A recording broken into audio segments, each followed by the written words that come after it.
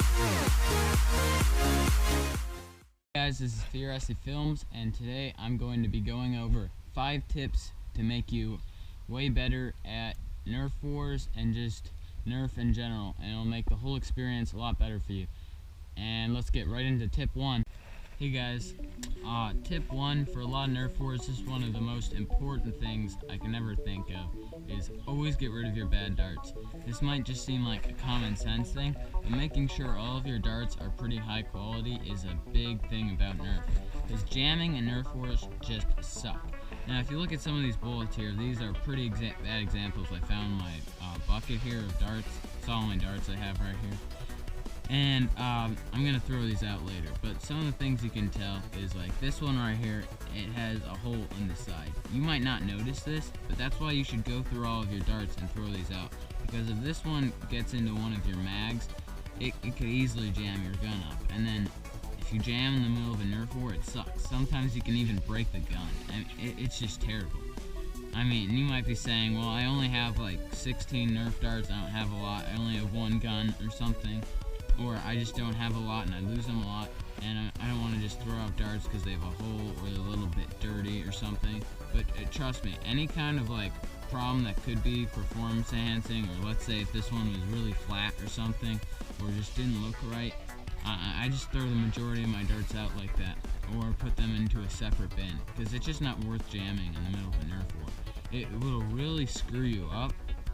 And not just that, but the biggest problem is your guns will perform a lot worse, and when you mix all the good darts with the bad darts, you'll also be less consistent with where you're aiming, because a lot of good darts, they'll tend to shoot in the same spot even if they're not completely accurate. But if you have bad darts mixed with good darts, one will go like 5 feet, the next one will go like 30 or something, and then you have no idea if you're going to have a bad or a good dart next when you're shooting at someone. It makes it a lot less consistent. But just any kind of dart that has holes, it's squat, or anything, you should just throw them out. And if you're looking at a replacement for darts because you're losing so many, a great example, I made a video on this before, is Koosh darts. These darts are really cheap Chinese darts. Yeah, I mean, you can see the top's a little different. They're even a little more accurate, because one thing people don't notice, or not a lot of people know, see this little hole right here in the elite dart? That actually throws off the accuracy of it, and that's why these are slightly accurate and they're really cheap. $200 for $20. And tip 2 right here. One thing you should always focus on in Nerf War is making sure you have a lot of mobility and cover. As you can see, my backyard here, it's pretty open space, but there's plenty of cover you can always use. Like this tree right here, you can move in right here. It's a lot of cover, but you also have a lot of different options. If you're getting flanked from over here or right here, you can run into that rock on the side of the house right here pretty quickly. And it's a good spot. You can peek around the corner and shoot at people when people are coming at you right here. Or on the side, you even use the bushes. Even if it's not the greatest cover, any kind of cover can help a lot of them. It'll keep people from shooting you as well. A lot of people don't realize it. They'll stand in the open in the middle of a Nerf war, and if you utilize cover a lot, it can help you a lot. And it's another common sense thing. Most of this video is that I'll get into more detailed stuff. But you just, when you're doing a Nerf war, just think of your entire area you're doing it in, and look at all the different spots where you could have any kind of cover or any kind of advantage on the spot. The balcony up there might seem like a great choice because you have a height advantage, harder to hit, but if you think about it, there's not a lot of cover right here. Because look at my balcony right here. There's a lot of holes right there, and Nerf darts can easily go through there and hit them in the legs. Then they're out. Same as right here. The thing is, if you're hiding behind this huge rock right here, shooting up at them on the balcony, it's going to be pretty hard for them to hit you. And you have a lot of different spots you can move to. Anyway, just one big thing with Nerf Wars, it's always really important to be moving around a lot. Because I never really go for just waiting for someone and surprising them. I always like to be pretty offensive when I do any kind of Nerf Wars. You tell that in my first person videos, I obviously use my GoPro. I just like to use, that's why this rock and this tree right here are my favorite types of cover. And I usually stand in the open war just because I'm usually rushing the other guy. But if you're outnumbered or anything, always use cover to your advantage. You'd be surprised. And then even this tree right here, you can just eat all the bullets up, and you can pick up your enemy's bullets out of the tree right there, and put them in your blaster. And just a little tip, using cover, think of your whole area, your advantages you could take.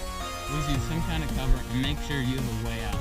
So in the balcony up there, you don't let people go inside in the Nerf war. If they climb out the balcony and you're out of bullets or something, you're screwed. You have no way out of it. The tree right here, if they come up to you, you pick bullets out of the tree, or the rock, or that tree down there. This tree, a lot of different spots you could hide. You can even go to that dirt mountain down there. Just think of cover and ways you can use it to your advantage. Guys, this is tip 3, and tip 3 is pick blasters that help you the most at eliminating people and helping you if you run out of ammo. Here are some of my favorite blasters right here, and the reason why I like all these blasters the most is just because of how I'm able to get kills with them and how they all can help me in different scenarios. For example, the Flip Fury right here, it's really one of my favorite guns because it's effective at a long range, it's pretty accurate, and then if you come up to person at close quarters, you can quickly get them out because you come up and you can just slam fire really quickly, and you can hit them with at least one of the 6, and if you don't, you can reload really quick and then just fire off a bunch more. And one of the reasons the Flip Fury I think is a very good Nerf war for Nerf gun for Nerf wars is just because of how much bullets you can unleash. It's one of my favorite slam fire guns. I know the mags work better, but I often get no jams with the Flip Fury, and I just find I can get a really fast fire rate off of it, and then I can just reload again and unleash another 6. And it's just crazy. I just love this thing. Now another cool thing you can do with it is you can put you can tie it up, you can pair it with a melee weapon as well. It makes it pretty effective. And then that's the number 1 reason I like the crosscut. So crosscut, it's a great sidearm for me. The reason why is it's effective at a long range, but you can run out of ammo and you can just charge the other person, and it's great for surprising them. So it's a melee weapon and a gun in one thing, and it just is perfect for close range, and it's a pistol, and I just love that. And the Tri-Strike, I just absolutely adore this thing because of just how effective it is in every scenario. It's a long range like gun, you know? You can fire it a long distance, you know, it gets pretty standard ranges, but in every scenario of something you could do with it. You could use the missile at a close range, probably. Use a little mega shotgun at a close range, and then you can just spam off bullets really fast if you have a fast fire rate, and then hit them with the mega gun or the missile. It's like the Flip Fury, you know, you just have a lot of options to get people with. And when you're thinking about the Nerf war you're in, a lot of the way you'll be able to get someone out is because they need to reload. They're out of ammo, they're low on ammo. But with these types of guns, the Flip Fury, you can get kills pretty fast with a slam fire. This goes for any slam fire gun. The Flip Fury just happens to be one of my favorites. Crosscut, it's just because it utilizes a melee weapon and a pistol into one thing. Tri-Strike just because you have a lot of options, and you'll never run into that problem where you're super low on ammo, or you need to switch out a mag in the middle of a fight because you have the shotgun. But one of my favorite things, I probably wouldn't use the missile launcher.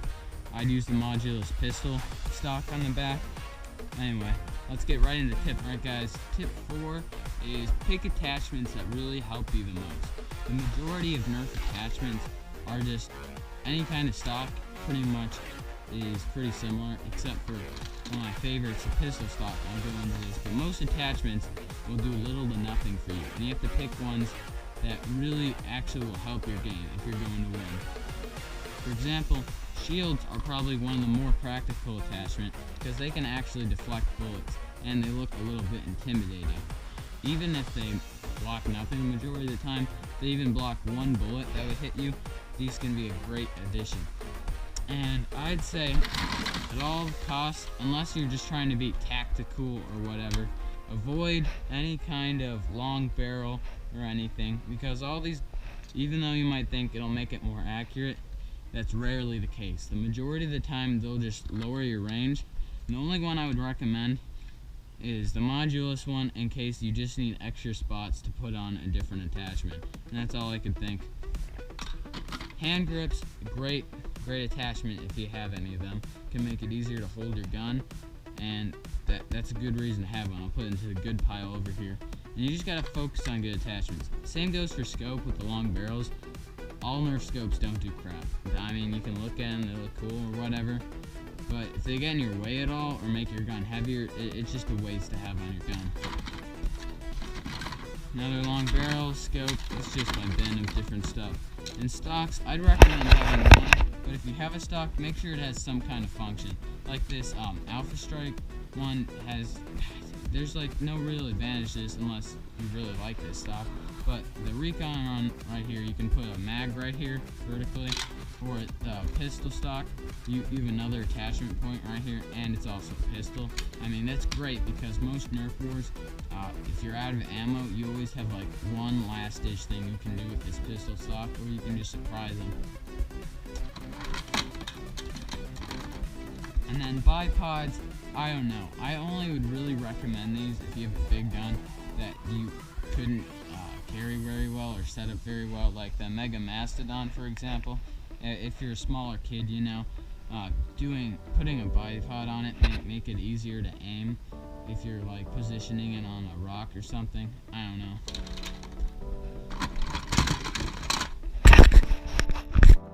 And now I'm gonna get some more attachment type stuff over here.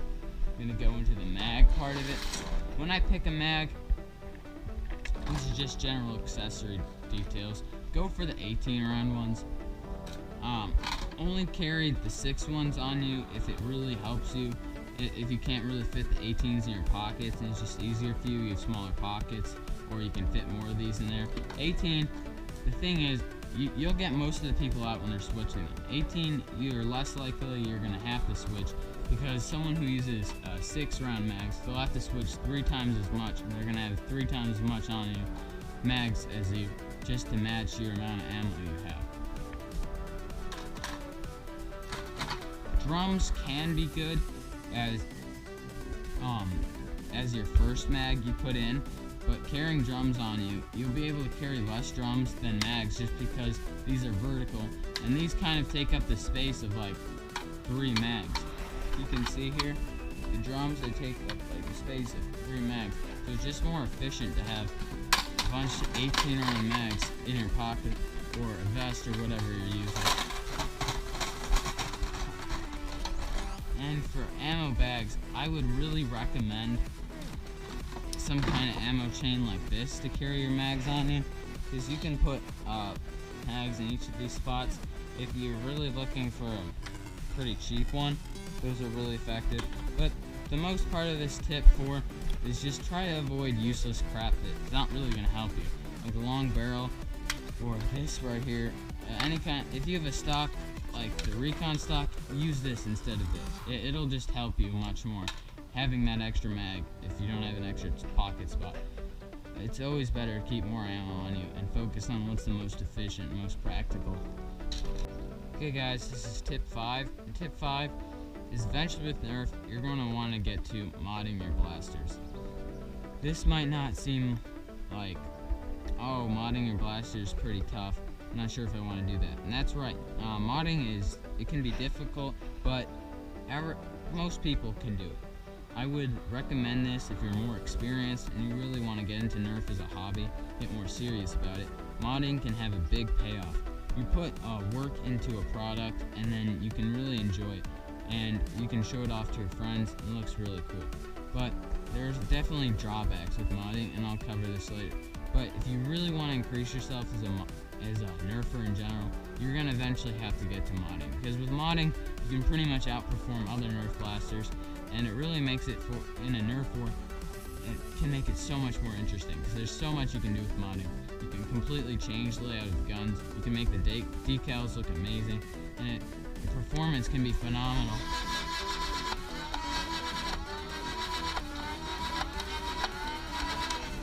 I mean, I just find that anytime I mod a gun, I'm always able to usually rely on it, and it has a strong performance, and I also become more attached to the Nerf gun. It makes me like the hobby more, and it's a really fun thing to get into. But I definitely say, if you're gonna mod, make sure you have a lot of patience, and make sure you look up a lot of tutorials before you do it, because there are definitely a lot of drawbacks coming with not modding. First of all, you could completely ruin a blaster, and it's terrible. So make sure, if you're a younger kid, you should probably get your dad or parents, someone, brother or something, help you with it. It would really help you a lot. If you have an older brother or sister, whatever, mom, dad, who would be willing to help you with it. But it just can pay off so much. There's a lot of sites out there that can help you with modding easier, like Orange ModWorks. They make springs and stuff, a lot of different kits. And there's Worker Parts on Amazon. I don't know if you know what that is. And these can make modding a lot easier and can make your guns a lot more tactical, effective, and practical. And if you utilize all these tips you learned in my video today, you can become really good at Nerf Wars, and even think of it as like a big hobby. Anyway, thanks for watching, guys. Check out more of my videos. I'll have more stuff like this coming up. I'll be going into the pros and cons of modding, is it worth it, and which guns are best to mod. I'll do that soon, and I'll probably have more Nerf Wars coming up. I just got the Nerf Hyperfire today in the mail. I'll have some videos coming up with that, and I can't wait to see you guys later. And I'll have more of the new Nerf guns soon, and I'll have more commentary on it. Thanks for watching today, guys. Really appreciate it. And I just want to say, I'm getting close to 50,000 subscribers benchmark, and I will be giving away a Nerf Mega Mastodon for that. So look out for that. See you guys later.